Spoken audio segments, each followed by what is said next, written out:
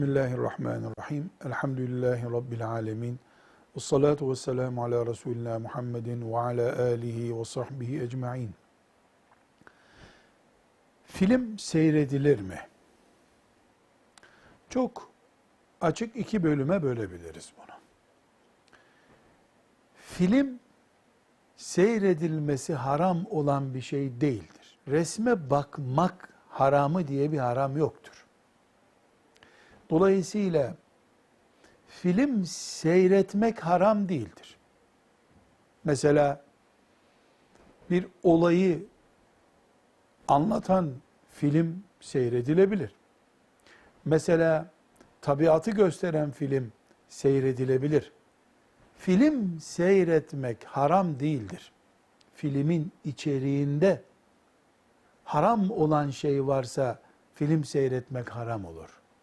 Film seyretmek, ibadeti ve insani görevleri aksattırma nedeni olursa film seyretmek haram olur, yasak olur.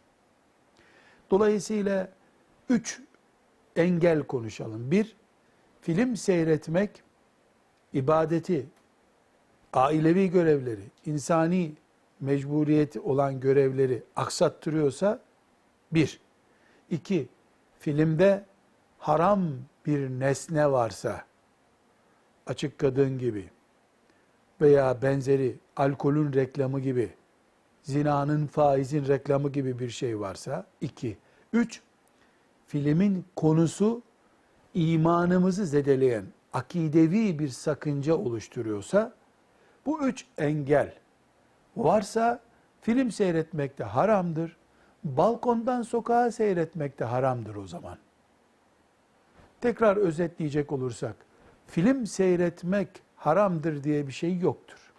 Ama film israf yaptırıyorsa vakti, haram nesne ihtiva ediyorsa, çıplak kadın gibi, faiz reklamı gibi ve film imanımızı zedeleyecek bir konuyu ihtiva ediyorsa seyredilmesi haramdır.